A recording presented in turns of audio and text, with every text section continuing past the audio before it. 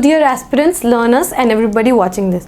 तो आज हम फिर से आ गए हैं with the second part of Indian history. हम लोगों ने पिछले क्लास में हिस्ट्री का फर्स्ट पार्ट किया था फॉर एसआई के पोस्ट के लिए जो है बहुत सारे क्वेश्चंस जो आते हैं, उस कॉमन क्वेश्चंस और जो प्रोबेबल क्वेश्चंस हैं उनको हम लोगों ने ढूंढ के निकाला है। और हिस्ट्री का ये सेकंड पार्ट है और ये इंडियन हिस्ट्री का लास्ट पार्ट होगा। ठीक है, इंडियन हिस्ट्री का ये लास्ट पार्ट होगा।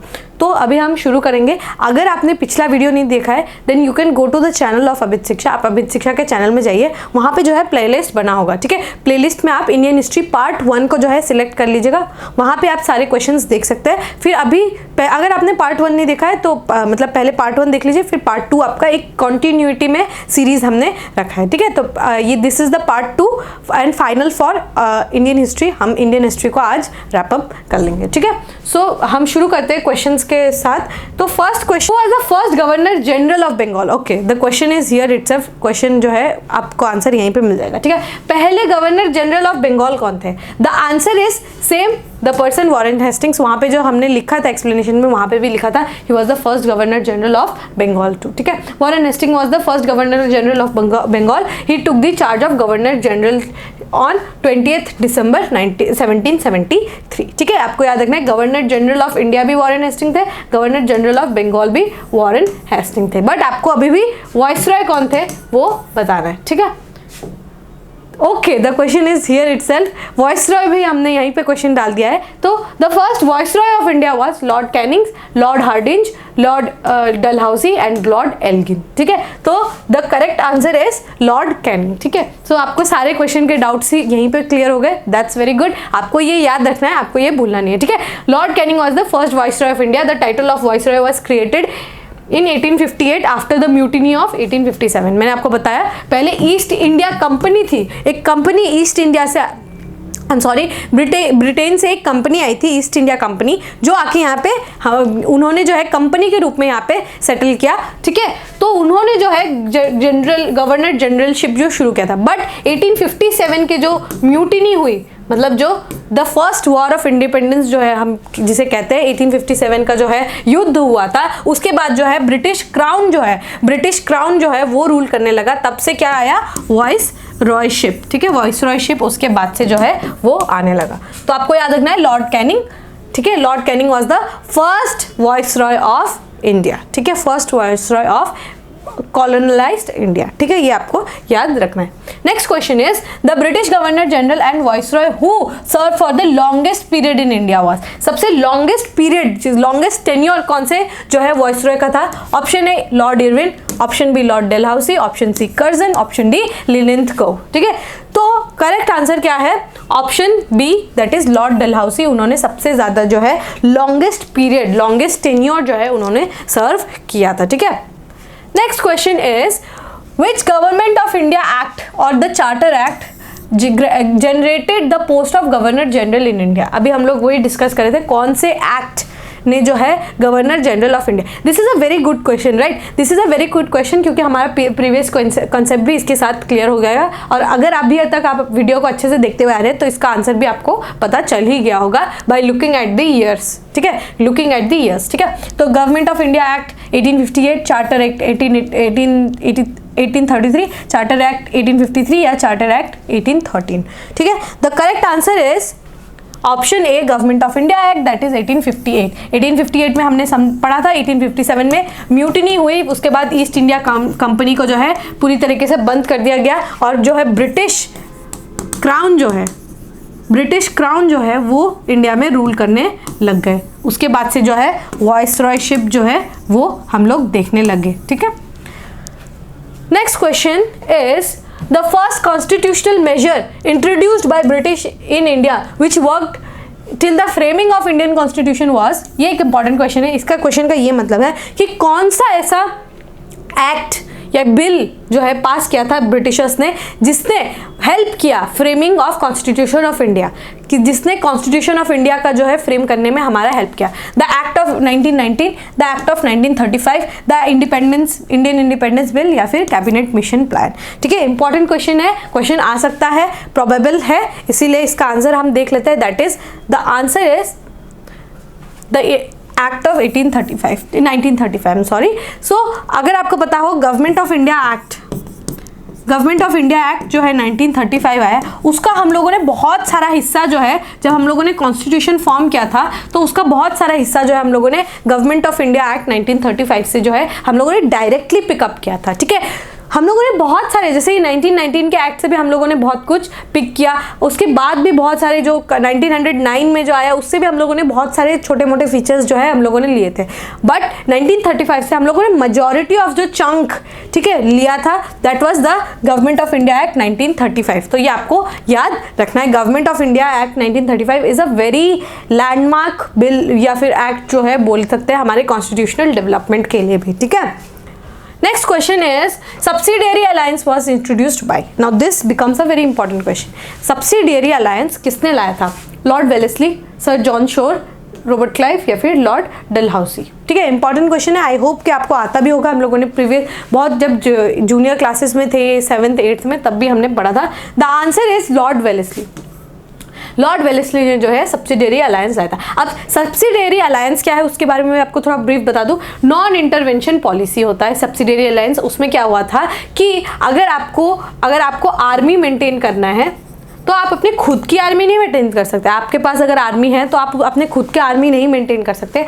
आपको जो है ब्रिटिश का जो गिवन आर्मी है, ब्रिटिश आर्मी है, उसको एक्सेप्ट करना होगा। ठीक है, ब्रिटिश आर्मी जो है आपको, ब्रिटिश आर्मी को आपको एक्सेप्ट करना होगा और दूसरी कोई भी आप खुद की आर्मी जो है, प्राइवेट आर्मी आप नहीं बना सकते। और प्लस ब्रिटिश आर्मी का जो मेंटेनेंस का जो खर्चा है वो भी आप ही पे करेंगे।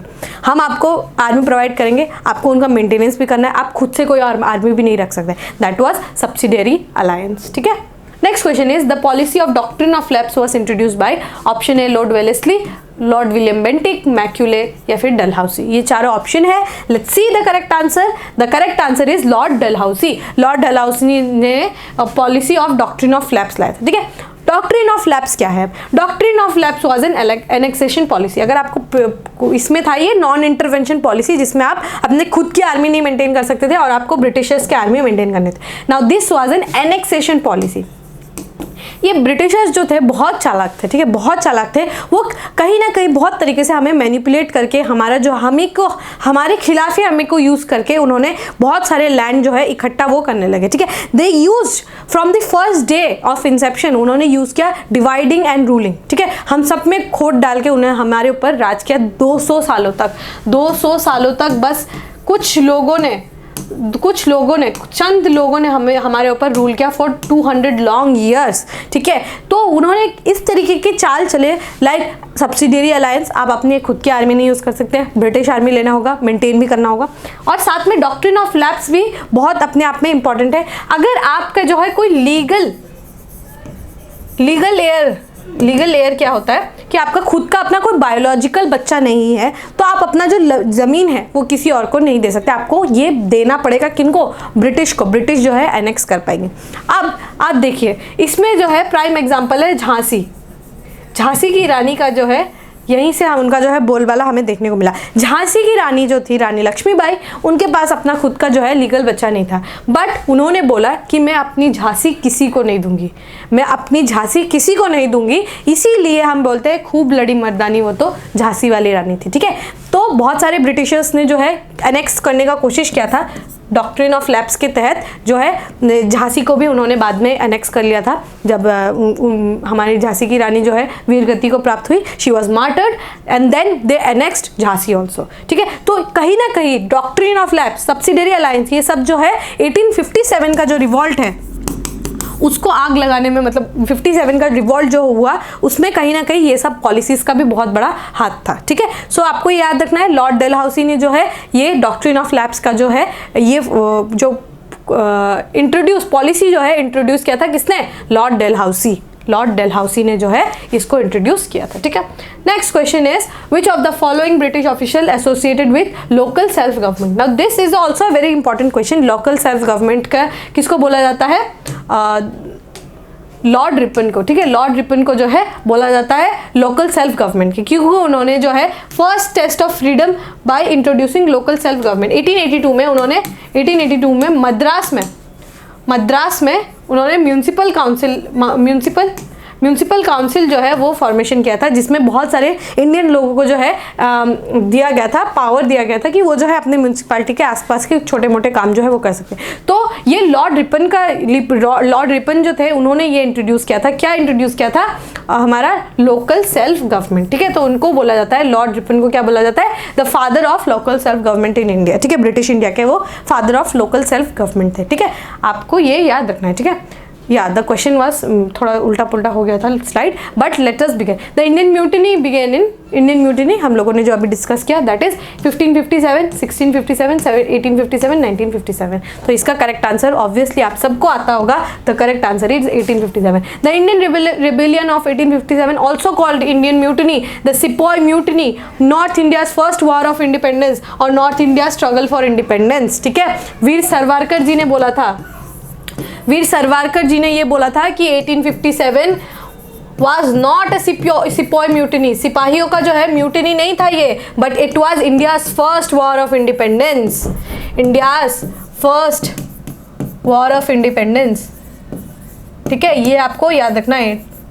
वीर सावरकर जी ये बोल के गए थे कि 1857 को जो है हम सिपॉय म्यूटिनी नहीं बोल सकते, because it was the first war of independence. हम लोगों ने फर्स्ट टाइम रिबेल किया, हम लोग के अंदर इतनी हिम्मत आई कि हम लोगों ने जो है ब्रिटिशर्स के खिलाफ हम लोगों ने जो है आवाज़ उठाई थी, ठीक है। सिपॉय जो है आपको याद होगा, हमारे वीर मंगल पांडे जी जो है उन्होंने जो बैरकपुर से जो है उन्होंने इस म्यूटिनी की शुरुआत की थी, और बाद में फिर मेरठ के जो है बहुत सारे लोग जो है दिल्ली गए वो, और वहाँ पे जाके उन्होंने जो है म्यूटिनी का शुरुआत किया था। It was the first time जब ब्रिटिशर्स को पता चला कि उनका जो है राज यहाँ पे जल्द से जल्द ही खत्म हो जाएगा, एंड 100 सालों के बाद उनका जो है राज को हम लोगों ने जड़ से उखाड़ फेंका, ठीक है। Next question, in which region did Birsa Munda operate against the British, ठीक है। तो बिरसा मुंडा जी को जो है हम भगवान बोलते हैं, हमारे ट्राइबल्स के जो है वो भगवान माने जाते हैं, इसीलिए हम बिरसा मुंडा जी को भगवान बिरसा मुंडा जी के रूप में बुलाएंगे। तो भगवान बिरसा मुंडा जी ने कहाँ पे जो है अपना जो रिबेलियन है वो शुरू किया था? पंजाब, छोटा नागपुर, तराई या फिर मणिपुर। तो करेक्ट आंसर जो है that is B, Chota Nagpur. The answer would be Chota Nagpur, ठीक है। भगवान Birsa Munda was great tribal leader belonging to Munda Adivasi के वहाँ के वो ग्रेट ट्राइबल लीडर थे। The movement operate against British in Chota Nagpur, Jharkhand reason में जो है छोटा नागपुर जो है, मैंने आपको आंसर बता दिया है। The union cabinet as a meeting held in 10 November 2021 observe 15 November, जो कल जो 15 नवंबर जो गया उसको जो बोला जाता है बिरसा मुंडा के बर्थ एनिवर्सरी, भगवान बिरसा मुंडा के जो है बर्थ एनिवर्सरी को क्या बोला जाता है? जनजातीय गौरव दिवस जो है उसके रूप में हम मनाते हैं, ठीक है। ये आपको आप याद रखना है, ये इंपॉर्टेंट हो जाता है। 15 नवंबर को जनजातीय गौरव दिवस के रूप में, गौरव दिवस के रूप में जो है मनाया जाता है। क्यों? क्योंकि ये भगवान बिरसा मुंडा जी की जन्मतिथि है, बर्थ एनिवर्सरी ऑफ भगवान बिरसा मुंडा। उन्होंने कहाँ से ऑपरेट किया था? छोटा नागपुर से, ठीक है। छोटा नागपुर झारखंड में जो है वहाँ पर। Next question is British crown assume sovereignty over India from east India company in which year? अभी हम लोगों ने डिस्कस किया था सेम क्वेश्चन, ब्रिटिश क्राउन ने कब जो है अज्यूम किया था सॉवरेनिटी ईस्ट इंडिया कंपनी से, ठीक है। पहले हमने जो याद है battle of Plassey, east India company कहाँ बनी? बंगाल में। तो कौन से ईयर में जो है ब्रिटिश क्राउन आई? तो correct answer is 1858 after 1857 sepoy mutiny, ठीक है। Just not sepoy mutiny but the first war of independence, जब हम लोगों ने लड़ा था रिवॉल्ट ऑफ 1857, उसके बाद जो है 1858 में ब्रिटिश क्राउन ने जो है इसको दे came and they took over, ठीक है। The vernacular press act was repealed by, vernacular press act जो है उसमें क्या था कि आप जो है बिना परमिशन लिए, बिना जो है मजिस्ट्रेट के परमिशन लिए आप जो है कुछ भी नहीं छाप सकते इन वर्नाकुलर लैंग्वेजेस, ठीक है। अब इंग्लिश तो आपको समझ आ जाएगा, जो हमारे ब्रिटिशर्स थे उनको इंग्लिश समझ आ जाएगा, लेकिन वर्नाकुलर लैंग्वेजेस, हाँ, क्योंकि इंडिया इतना डाइवर्स कंट्री है, यहाँ इतनी भाषाएं है, इतनी बोली है, इतना लिखा जाता है, अलग अलग लैंग्वेजेस है, तो ये ब्रिटिशर्स को तो समझ तो नहीं आएगा। इसीलिए उन्होंने ये वर्नाकुलर प्रेस एक्ट लाया था, ताकि हम जो अपने वर्नाकुलर जो लैंग्वेज है, हम जिस लैंग्वेज में बोलते हैं, हम उस पर आपने अगर कुछ भी ब्रिटिशर्स के खिलाफ लिखा तो जो है डिस्ट्रिक्ट मजिस्ट्रेट जो है वो आपके प्रॉपर्टी इज व्हाट, हमारा जो टाइपराइटर है, हमारा जो है ना, जहाँ पे हम जो हमारे पास जो इक्विपमेंट्स है उन सबको जो है कॉन्फिस्केट कर देंगे। वो कॉन्फिस्केट, व्हाट इज कॉन्फिस्केट? मतलब वो उनसे ले लेंगे वापस, ठीक है, उनसे छीन लेंगे, उनसे जब्त कर लेंगे। तो किन्होंने जो है रिपील किया? ऑप्शन है Ripon, lord Ripon, option B lord Lytton, option C William Bentinck, या option D Gladstone. The correct answer would be lord Ripon. Lord Ripon ने, जो हम लोगों ने पिछले भी उसमें पढ़ा था, he was the father of what? अगर आपको याद हो then write down in the comment section, ठीक है। तो लॉर्ड रिपन ने जो है इसको रिपील कर दिया था, ब्रिटिश वर्नाकुलर प्रेस एक्ट, जिसमें फ्रीडम ऑफ इंडियन लैंग्वेज, ठीक है, इंडियन लैंग्वेज प्रेस को जो है उसको कर्टेल कर दिया गया था, ठीक है। तो किसके अंदर? Lord viceroy. आपको बताना है कि VPA that is vernacular press act जो है किसने लाया था? was brought by whom? ये आपको क्वेश्चन है मेरी तरफ से। Do attempt the question in the comment section. Comment section में जो है आप इसको अटेम्प्ट करिए, ठीक है।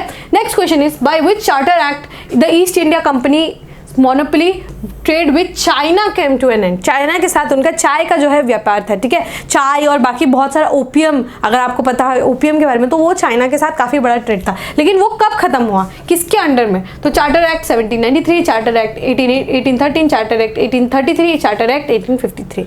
The correct answer is charter act of 1813, ठीक है। चार्टर एक्ट ऑफ 1813 ने क्या किया था कि यूनाइटेड किंगडम के पास ये पावर्स था कि वो ब्रिटिश ईस्ट इंडिया कंपनी का जो है वो जो जितना भी पावर था, क्या ये चाइना के साथ ट्रेड का, उसको कर्टेल कर दिया। बस जो टी का ट्रेड था, चाय का जो ट्रेड था, उसको कंटिन्यू करने को रखा। बाकी सारा जितना भी ट्रेड था उसके ऊपर ब्रिटिश पावर्स जो था, ब्रिटिश क्राउन का जो था वो पावर आ गया था उनके पास, ठीक है। ये आपको याद रखना है। 1813 का एक्ट था। बस चाय का जो पावर है उसको उन्होंने दिया, ये मोनोपोली दिया ईस्ट इंडिया कंपनी को, कि सिर्फ ईस्ट इंडिया कंपनी है वो चाय का मोनोपोली, चाय का ट्रेड कर सकती है। बाकी कोई भी कंपनी, इनफैक्ट जो गवर्नमेंट की कंपनीज है वो भी नहीं आके यहाँ पे कर सकती है, ठीक है। ये आपको याद रखना है। Next question, Who among the following who fought against British revolt in 1857? 1857 के ब्रिटिश रिवॉल्ट में कौन कौन इन्वॉल्व थे? A Kunwar Singh, B Tatya Tope, C Nana Saheb, D Maulvi Ahmadullah. Option A all of the above, option C A C and D, option B A B and C, and option C B C and D, ठीक है। The correct answer is A all of the above. जो ये चारों जो हमारे महान great leaders थे, उन्होंने जो है फाइट किया था 1857 के रिवॉल्ट में, ठीक है। तो लीडर्स थे कौन कौन? कुंवर सिंह ने कहाँ से लड़ाई की थी? बिहार से। तात्या तोपे जी ने ग्वालियर से, नाना साहेब ने कानपुर से, और मौलवी अहमदुल्ला ने फैजाबाद से लड़ाई लड़ी थी, ठीक है। झांसी से कौन? हमारी अपनी रानी लक्ष्मीबाई, ठीक है। The next question is the East India Company had taken Bombay from Bombay उन्होंने किससे वापस लिया था, ठीक है। Option A the Dutch, option B Charles one, option C Charles two, and option D is Portuguese. किससे जो है बॉम्बे वापस लिया गया था? अब आपको ये समझना है कि इंडिया में जो है बंगाल कोई और रूल कर रहा था, बॉम्बे कोई और रूल कर रहा था, मद्रास कोई और रूल कर रहा था, मतलब बहुत सारी यूरोपियन कंट्रीज जो है वो आई थी, which includes Danish, Dutch, Portuguese, ठीक है, ब्रिटिश, ये सारे जो है लोग आए थे, ठीक है। वो लोग इंडिया में आए थे for purpose of what? Purpose of business के पर्पस से वो आए थे, ठीक है। तो बॉम्बे किसी और के पास था, तो वो किसके पास था जिससे ईस्ट इंडिया कंपनी ने वापस लिया? तो ऑप्शन इज चार्ल्स टू से जो है ईस्ट इंडिया कंपनी ने बॉम्बे वापस लिया था, ठीक है। On 21 May 1662 the marriage treaty of Charles two of England and Catherine of Braganza, ये हुआ था। ये शादी हुआ था किसके बीच में? Charles two of England and Catherine of Braganza, daughter of King John four of Portugal, ठीक है। Placed Bombay in position of British Empire as a part of dowry of Catherine to Charles, ठीक है। तो पहले ये पोजीशन किसके पास था? हमारे पोर्चुगीज के पास था, ठीक है। पोर्चुगीज ने क्या किया? इसको दहेज के रूप में, मतलब बॉम्बे जो है, आप सोचिए बॉम्बे जो है दहेज के रूप में, ठीक है, किसके रूप में? डाउरी के रूप में किसको दिया? चार्ल्स को दिया, ठीक है, चार्ल्स टू को दिया। और चार्ल्स टू से किसने ले लिया? ईस्ट इंडिया कंपनी ने ले लिया। समझ आ गया? ये है कहानी आपको, मतलब आप समझिए बॉम्बे को दहेज के रूप में दे दिया गया। क्या मतलब कितने वो उनको पावरफुल थे उस समय कि उन्होंने बॉम्बे को कैप्चर तो किया, बाद में उसको दहेज के रूप में भी दे दिया, ठीक है। Okay, let's move on to the next question. The momentous decision to transfer the capital from Calcutta to Delhi to annul the partition of Bengal and abolish the Indian indentured labour was taken during the viceroyalty of Lord, कौन से viceroy के vice royalty के समय जो है कलकत्ता से दिल्ली हो गया था हमारा कैपिटल, ठीक है। आपको मालूम होगा 1905 में जो बंगाल विभाजन हुआ था, बंगाल विभाजन was done by which lord, Lord Curzon, ठीक है। लॉर्ड कर्जन ने जो बंगाल जो डिवाइड कर लिया था, तो उसको कैपिटल को किसने शिफ्ट किया, उनके बाद जो है बहुत सारे प्रोसीजर्स हुए, उसके बाद जो है कलकत्ता से शिफ्ट कर लिया गया दिल्ली को, कैपिटल को जो चेंज कर दिया गया। तो कौन से वाइस रॉयल्टी के समय हुआ था, हार्डिंज, मिंटो, क्लेम्सफोर्ड या reading? The correct answer is Lord Hardinge के जो वाइस रॉयल्टी के समय जो है इसको चेंज कर दिया गया, ठीक है। The first Indian to be elected as a member of British House of Commons was, British House of Commons के फर्स्ट मेंबर कौन थे? ऑप्शन है Dadabhai Naoroji, option B Surendranath Banerjee, option C doctor B R Ambedkar and option D is C R Das और चित्तरंजन दास, ठीक है। The correct answer is A, Dadabhai Naoroji. Dadabhai Naoroji was elected as the British House of Commons the Finsbury central constituency, Finsbury constituency से उन्होंने लड़ाई, वो जो है उनको वो खड़े हुए, इलेक्ट हुए और बाद में वो ब्रिटिश हाउस ऑफ कॉमन्स के वो एक लीडर बन गए, ठीक है। Being a subject of the British crown, मतलब वो ब्रिटिश इंडिया के सिटीजन थे, he was allowed to take part in the election, ठीक है। He was allowed to take part in the election, ठीक है। तो आपको याद रखना होगा दादा भाई नौरोजी थे वो first house of Commons, British House of Commons के वो लीडर थे, ठीक है। Next is the first Bengali drama written to highlight the brutality of British indigo planters. British indigo planters was option A Rasht Goftar, option B Neel Darpan, option C Shome Prakash या फिर option D none of the above. The correct answer is Neel Darpan. Neel मतलब Indigo, Indigo एक colour होता है, ठीक है, blue colour का एक कलर होता है इंडिगो। तो इंडिगो वर्कर्स को उन्होंने बहुत ज़्यादा जो है प्रताड़ित किया, ठीक है। हाँ, वो जो है 3 कथिया, आपको अगर आपको पढ़ा होगा तो आपको मालूम होगा कि 3 कथिया एक सिस्टम था। 3 कथिया में ये होता था कि आपको 1/3 जो लैंड है उसमें आपको इंडिगो प्लांट करना ही करना होता था। इसकी वजह से क्या होता है, बिकॉज इंडिगो जो है एक बहुत फ्रेजाइल प्लांट होता है, उसको बहुत ज़्यादा नरिशमेंट की ज़रूरत होती है। और अगर आपने एक छोटे से लेबरर के अगर 1/3 अगर ज़मीन में भी अगर आपने ये इंडिगो प्लांटेशन कर दिया तो वो बाकी के ज़मीन में खाना कहाँ उगाएगा। उसके बाद आप उसको लगान भी लगाते, वहाँ पे आपने उसके ऊपर लगान भी लगा के रखा, इतना ज़्यादा 3 गुना 4 गुना टैक्स आपने लगा के रखा है, तो वो बेचारा खाएगा क्या। तो उसको जो है डिपेक्ट करने के लिए एक नील दर्पण का एक बंगाली ड्रामा बनाया गया था। Nil Darpan the indigo mirror is a Bengali play right written by होम, दीनबंधु मित्र, दीनबंधु मित्र के द्वारा लिखा गया था 1858-1859 में। कहाँ पे पब्लिश किया गया था? ढाका में। और उनका जो ऑथर का नाम जो है उन्होंने स्यूडोनियम जो मतलब उन्होंने एक अलग सा नाम देके जो है उसको किया, ठीक है। इंडिगो रिवोल्ट भी हुआ था, नील विद्रोह जिसको बोला जाता है, इंडिगो रिवोल्ट जो है बंगाल में हुआ था। इसके बाद जो कहीं ना कहीं काफ़ी सुधार हुआ। अगर आपको पता है 3 कथिया जो सिस्टम है वो बिहार में भी था, और जब चंपारण सत्याग्रह हुआ था तो गांधी जी का इसमें भी काफ़ी बड़ा रोल था कि इंडिगो प्लांटेशन में थोड़ा फ्रुगैलिटी या फिर आप जो कह सकते हैं उतना जो हम जो टॉर्चर करते हैं उसको थोड़ा रिड्यूस किया जाए, ठीक है। Next question, who was the governor general of India during the civil disobedience movement? Civil disobedience movement कौन से ईयर में हुआ था? अगर आपको पता है then write down in the comment section. Option A lord Chelmsford, option B lord Reading, option C lord Irwin, option D lord Wavell. The correct answer is, it's very easy answer also, lord Irwin. Lord Irwin के समय जो है civil disobedience movement जो हुआ था ये भी हुआ था। और आपको याद रखना राउंड टेबल कॉन्फ्रेंसेस जो है वो भी इनके समय हुआ था, ठीक है, लॉर्ड इरविन के समय ही हुआ था, ठीक है। पूना पैक्ट भी इन्हीं के समय हुआ था, पूना पैक्ट भी इन्हीं के समय हुआ था। ये आपको याद रखना है। कुछ इंपॉर्टेंट में जो इंपॉर्टेंट चीज़ है मैं वो आपको बताते हुए भी जा रही हूँ, ठीक है। वो ये 1926 से 1931 तक थे। आपके जो गवर्नर जनरल एंड वाइसरॉय जो थे वहाँ तक थे। And this was the tumultuous period of politics in India. Tumultuous period क्यों? क्योंकि उस समय जो है civil disobedience movement, salt satyagraha, और उस समय फीलिंग ऑफ इंडिपेंडेंस भी काफ़ी ज़्यादा बढ़ गया था। 1930s के समय जो है after coming of Gandhi ji जो हमारा फीलिंग ऑफ इंडिपेंडेंस था वो भी काफ़ी ज़्यादा डबल ट्रिपल हो गया था। और लोगों को अब क्या चाहिए था? वो चाहते थे कि अब वो इंडिपेंडेंट हो जाए, किससे? ब्रिटिश के रूल से, ठीक है।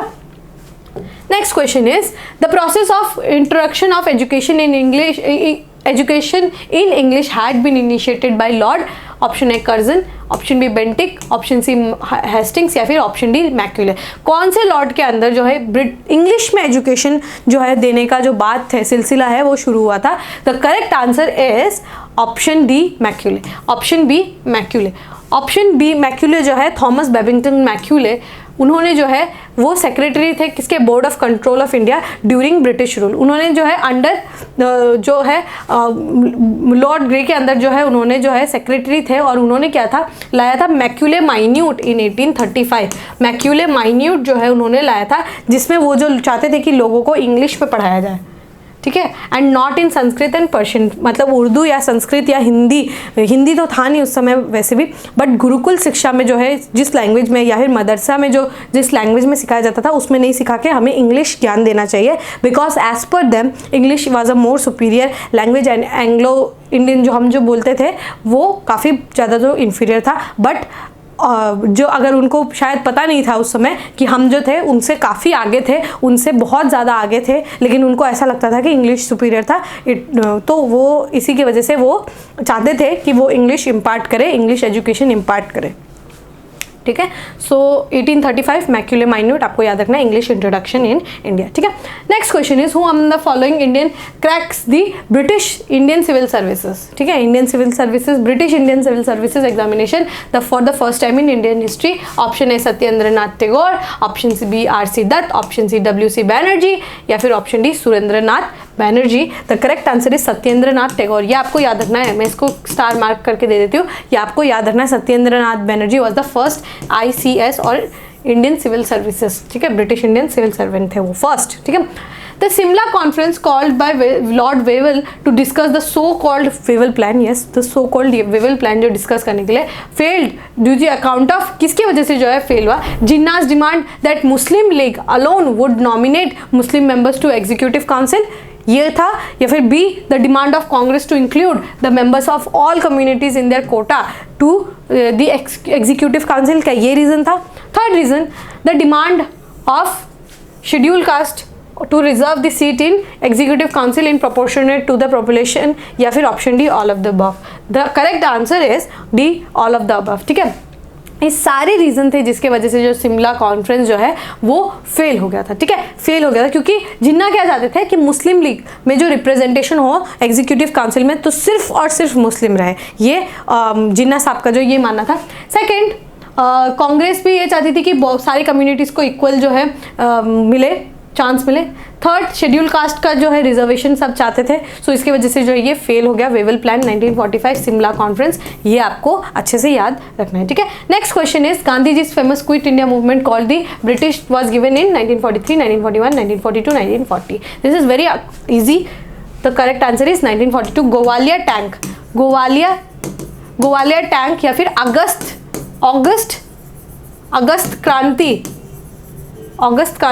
क्रांति मैदान, ठीक है, अगस्त क्रांति मैदान में जो है उन्होंने ये जो क्विट इंडिया भारत छोड़ो मूवमेंट, भारत छोड़ो आंदोलन जो है उन्होंने शुरू किया था। तो आपको याद रखना 8 अगस्त को जो है 1942 में जो है इसको उन्होंने लॉन्च किया था। इसको क्या बोला जाता है? क्योंकि अगस्त में लाया जाता है इसलिए इसको अगस्त क्रांति मैदान, या फिर आपको कहीं कोई बुक्स में गोवालिया टैंक भी लिखा हुआ मिलेगा, ठीक है। तो दोनों आंसर करेक्ट है, आपको याद रखना है 1942 में, ठीक है। Next question is India was granted freedom during which British prime minister, कौन से ब्रिटिश प्राइम मिनिस्टरशिप के अंदर जो है इंडिया को आज़ादी मिली थी? Clement Attlee, Winston Churchill, Ramsay MacDonald या William Pitt. Correct answer is Clement Attlee. 1947 Indian independence act जो है वो क्लेमेंट जब पास हुआ था तब क्लेमेंट एटली जो लेबर पार्टी के जो थे वो मेंबर थे, ठीक है। तो 2 यूनियन में पड़ गया, एक पाकिस्तान और एक इंडिया। चलिए next question is the only viceroy to be assassinated, कौन से वाइसरॉय का जो है असैसिनेशन या पॉलिटिकल मर्डर जिसको भी हम बोलते हैं किसका हुआ था? Lord Hardinge, lord Northbrook, lord Ellenborough या फिर lord Mayo. The correct answer is lord Mayo का जो है मर्डर हुआ था, ठीक है। अफरीदी पठान शेर अली अफरीदी ने पोर्ट ब्लेयर में उनका जो है मर्डर किया था, दैट इज असैसिनेशन उनका किया था। Next question is what did the Hunter commission appointed by viceroy proved, Hunter commission जो सेटअप किया था वो किसके लिए सेटअप किया गया था? बारदोली सत्याग्रह, खिलाफत एजिटेशन, जलियांवाला बाग हत्याकांड, मैसेकर ट्रेजेडी या फिर चौरी चौरा इंसिडेंट, ठीक है। सो जलियांवाला बाग जो हत्याकांड था, मैसेकर था, उसमें जो है हंटर कमीशन सेटअप किया गया था तो देखने के लिए कि क्या रीजंस थे, क्यों जो है इस तरीके के जो है ऑर्डर्स दिए गए जनरल डायर द्वारा कि वो मासूमों की जान ले। ठीक है, मासूम जो लोग थे वहाँ पे जो बैसाखी सेलिब्रेट करने गए थे उनकी जान लेने का क्यों उनको जो है इतना ज़रूरत पड़ा कि उन्होंने ओपन फायर कर दिया। Many people lost their lives. It was the biggest massacre that happened in Indian soil. ठीक है, सो ये हमें याद रखना है, जलियांवाला बाग जो हत्याकांड था, it was not a tragedy, it was a massacre, हत्याकांड था वो, तो वो हंटर कमीशन इसीलिए सेटअप किया गया था। ठीक है, to probe in Jallianwala Bagh हत्याकांड। Next, who convinced the British in 1829 to outlaw sati? Very important, आपको मालूम होगा, आई नो। सो ऑप्शन है राजा राम मोहन रॉय, ऑप्शन बी दयानंद सरस्वती, स्वामी दयानंद सरस्वती, श्री लोकमान्य तिलक या फिर भगत सिंह। तो सती को आउटलॉ करने के लिए राजा राम मोहन रॉय जी का जो है बहुत ज़्यादा कंट्रीब्यूशन था। ठीक है, तो ये हम सबको पता है।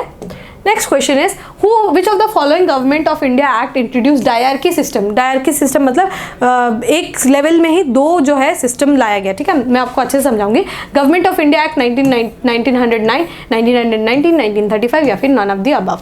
The correct answer is 1919। ठीक है, डायरकी में क्या होता है कि आप जो है इस तरीके से जब मॉन्टेगू क्लेम्सफोर्ड जो रिफॉर्म्स लाया गया था, उन्होंने क्या किया कि जो प्रोविंशियल लेवल है, प्रोविंशियल लेवल मतलब उस समय का प्रोविंशियल लेवल, अब अभी का स्टेट्स जो है उसको समझ सकते हैं। तो प्रोविंशियल लेवल में 2 हाउसेस उन्होंने ला दिया। ठीक है, 2 हाउसेस ला दिया था। उसकी वजह से क्या होता है कि कोई मतलब अगर आपको कोई बिल पास करना है तो स्टेट्स में ही 2 हाउसेस थे, उसको क्या बोला गया है? डायरकी। तो वो डायरकी लाया गया था 1919 के एक्ट में। इसको आप मॉन्टेग